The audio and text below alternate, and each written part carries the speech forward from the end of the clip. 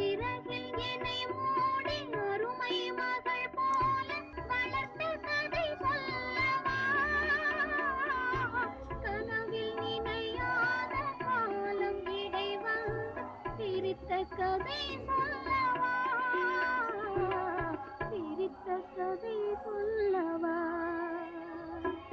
கண்ணில் மணி போல மணியின் நிழல் போல கலந்து பிறந்தோமடா.